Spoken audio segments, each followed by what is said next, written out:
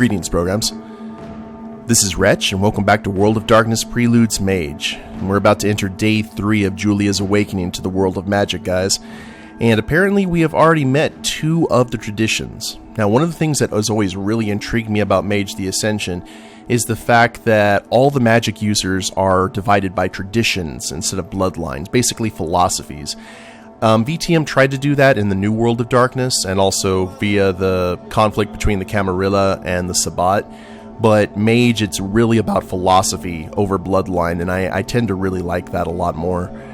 So we met Gabriel, who according to the people in the comments is probably from the Cult of Ecstasy, and then we had Nizar and Mona, who are from the Celestial Chorus. Now, I've heard all of these terms. The only tradition that I'm kind of familiar with are the Hollow Ones, which are essentially the Mage equivalent to Caitiff, as that they really don't have a tradition. But I'm looking forward to seeing if there's any more traditions that Julia runs into. Let's do it. Your shift at Nordic Aid starts at 11, which isn't too bad. Mona? Okay. And Nazar go with you to the shelter to pick up their things. They have to go to register with the migration agency to seek asylum in Sweden.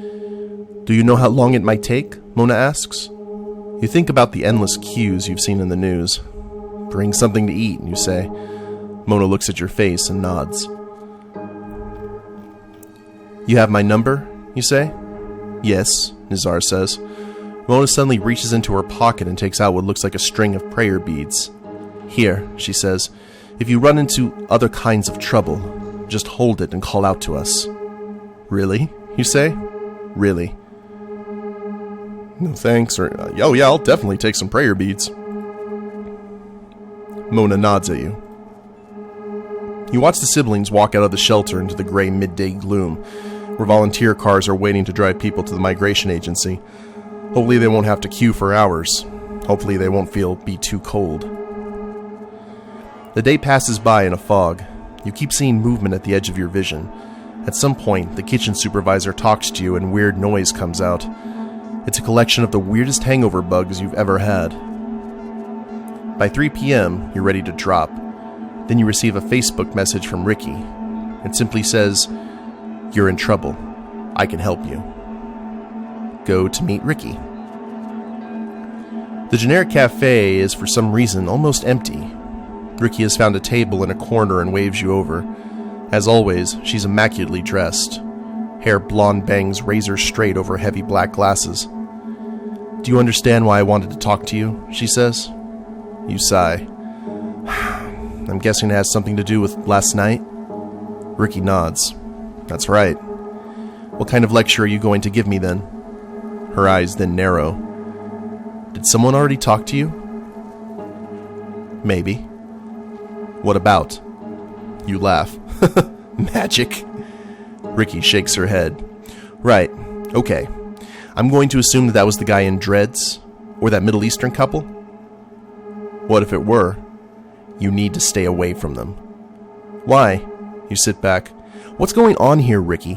What do you know? Ricky leans forward across the table. Whatever they told you, it's nonsense. And what isn't nonsense then? Julia, you have a talent. It expressed itself last night in a way that you might not understand, but it can all be explained. Okay? Scientifically explained. Oh, really? How? I don't know if you're ready for that just yet.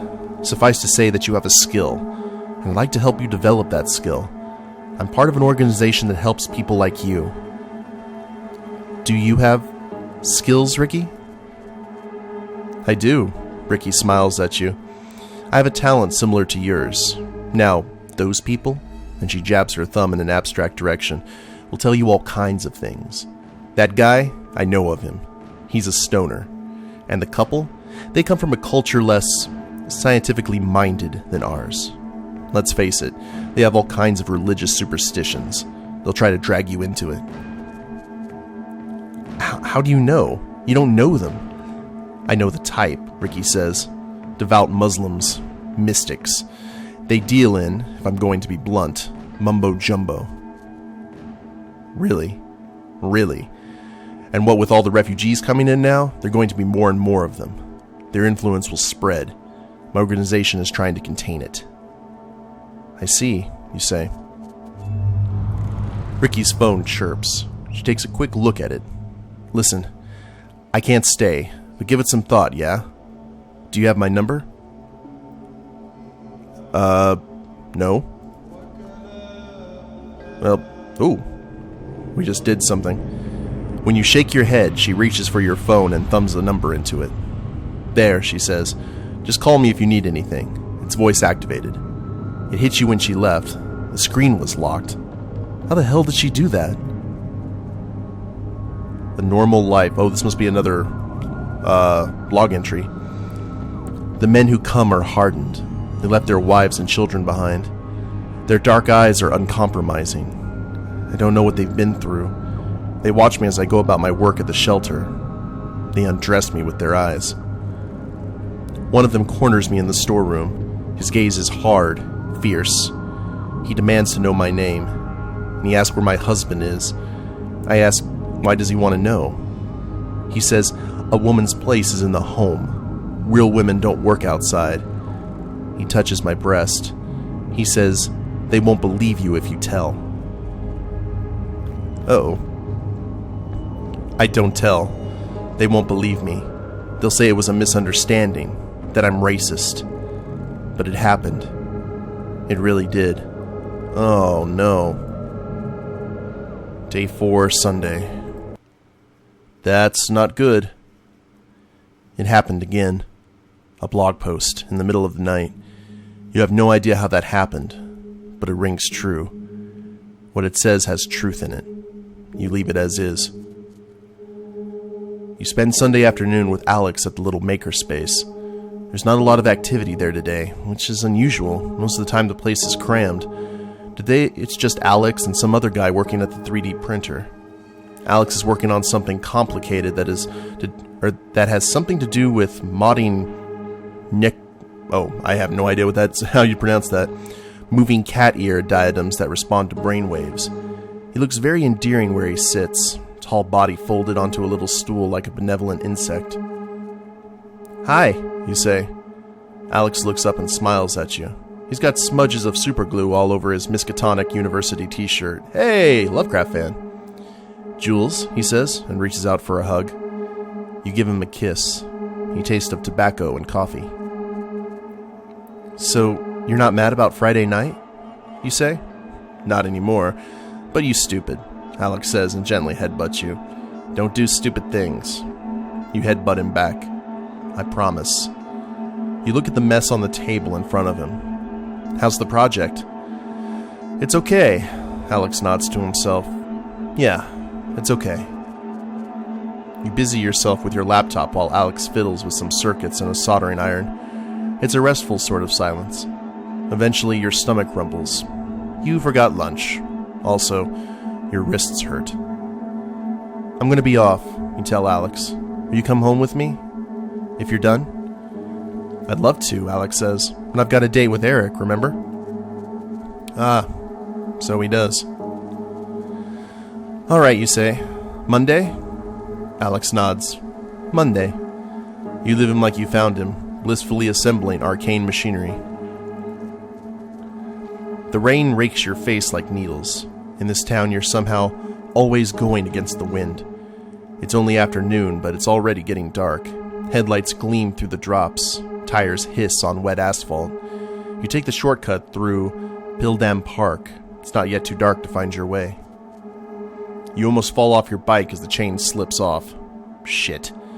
You're in the middle of the trees, next to a little art installation that vaguely resembles glowing hippos resting on the ground. Someone is sitting on one of the luminous humps. He gets up as you hop off the bike. Hey! You recognize Gabriel's voice. Hey, you say. Fancy meeting you here. Bike trouble? You nod. Bike trouble. You can smell him from here. Knock champa and sweat. I'm afraid I'm not very good with bikes, he says. It's okay, you say. I'll walk it home. I'll walk you, he replies, and just like that, he's next to you. Cigarette? He holds one out. It might be the cold, the dark, or your frustration. You normally don't smoke, but for some reason, you have a craving. Thanks. It's a clove cigarette. You haven't had one in ages. It crackles as you inhale, leaving a sugary residue on your lips.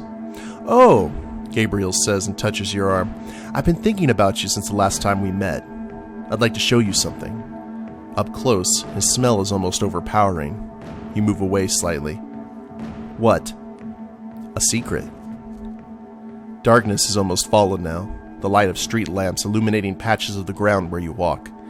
You cross one of the roads that lead through the park and head for the little hedge space pretentiously named Galadia's Grove. Have you ever noticed that these hedges are hollow? Gabriel says. He stops you just as you pass through an opening in one of the sides. He's right. The hedges may be 3 meters wide. In the middle is a dark space. Aren't you curious about what's inside? Well, you're cold, he's weird, and you're not interested. To tell you the truth, I'm actually... Oh, man. Okay, let's go ahead and leave this up to luck. Odds, we go in. Evens, we don't. Odds, 17. You're cold, he's weird. Oh, wait. Odds, we go in. What's the harm? It's just a hedge. That's last words. Fair enough, you say, and park the bike. This way, fair maiden, Gabriel says and holds out a hand. Inside the hedge, the background noise of the town fades into the dark. All you can hear is the shuffle of your feet on earth and raindrops on the foliage. It makes a noise the color of bruises. Gabriel's hand is dry and hot in yours. Just a little further in, he says. You walk on until you reach the corner that faces the road outside. There's a slightly bigger space here, big enough for the two of you to stand up right next to each other. Are you ready to see something? Gabriel says. What's something, you ask? A hedge is a border between two places, Gabriel says. A threshold. This is a very special threshold. I would like to cross it with you, to a very special place. His voice is hypnotic. The smell of incense and musky sweat envelops you. You're not sure where your skin ends and his begins. Gabriel leans in close and whispers something in a language you don't recognize. He suddenly takes your face in his hands and smears something warm and coppery on your eyelids. Simba. Like the beast said, come and see, he says, and grabs your arm. He leads you out through a hole in the hedge. You're back in Galadia's Grove, but not. The streetlights are gone. The city is gone. You're on a plain. Around you, the hedges flicker in and out of space. Above, the sky has suddenly cleared. There are too many stars. They ripple as if vast shapes swim among them. The noise of pipes and drums comes floating on the breeze, a staccato rhythm that pulls at your chest. The statue of Galadia has changed, subtly. There's something about her shape that makes the mind tilt. There are worlds beyond the one you know, Gabriel whispers. The place you call reality is just a claustrophobic little corner. I could show you so much more. He points into the distance. A dark hill rises up against a starry night. On top of it stands what looks like a Ferris wheel, adorned with colorful lights. They're waiting, he says. Come with me. When you were little, you had an aching sensation that there was a hole in the world, that somewhere else was waiting. This is it. This is really it. Oh, should we go down the rabbit hole? We probably shouldn't, considering the fact of what happened to her. Probably we wouldn't have ran off with Gabriel. Man, do we want to jump in bed with the Cult of Ecstasy? You know what? No. You've been drugged. The cigarette. You stumble away from him. You're crazy. Gabriel lets out a low laugh. You say tomato, I say tomato. Or the other way around. He holds out a hand to you. Come on. We're holding a funeral for civilization. It'll be great. The sounds of voices become louder and brain music, an uneven beat. Light blooms and fades, leaving tracks across your vision. Do you know what the word carnival means? Gabriel says with a voice that coats you in roses. It means farewell to the flesh. That's what we're doing. Farewell, flesh. You shake your head, your brain rattles, jangling electric shocks. You take out your phone. Rewind? How do you even phone? Why is the display rippling? Gabriel comes closer. Shit. The prayer beads or Ricky's contact? Okay, let's go with the prayer beads. Prayer beads. They're in the pocket of your parka. You take them out, and they shimmer in the starlight. Nizar Mona, you shout. Help! You're calling on them, Gabriel says. You don't know what you're doing. He comes closer and closer. You stumble backwards. The beads vibrate in your hand, singing like damn fingers on a glass. There's a sudden pressure on your head and your ears pop. Stop right there. Mona's voice. You turn around. Mona and Nazar are standing behind you, hands joined. Gabriel abruptly comes to a halt. They will ruin you, he says, and his voice breaks with despair. They will ruin everything. Get behind us, Julia, Nazar says calmly. This one is ours. You throw yourself behind Nizar and Mona, who keeps their eyes fixed on Gabriel. This woman is under our protection, Mona says. Gabriel laughs. Your protection? Your time is over. It's our turn now. We'll see about that, Mona replies. Nizar claps his hands once, a sharp crack, and calls out in Arabic. Mona calls out a response. Suddenly, the grove is full of people. No, not just people. The grove is full of Monas and Nizars, all standing in a ring around Gabriel, hands joined. As you watch, they begin to circle Gabriel. You can't tell which ones are the real Mona and Nazar. Gabriel tries to break out of the circle, but is thrown back as if by an electric fence. The circle spins faster and faster. They're chanting now, the same words over and over again. Nizar's calling out in their baritones, Mona's sopranos responding. You can't stop me, Gabriel shouts. He raises his arms and opens his mouth. Something between a scream and a song emerges. He sings the world out of focus.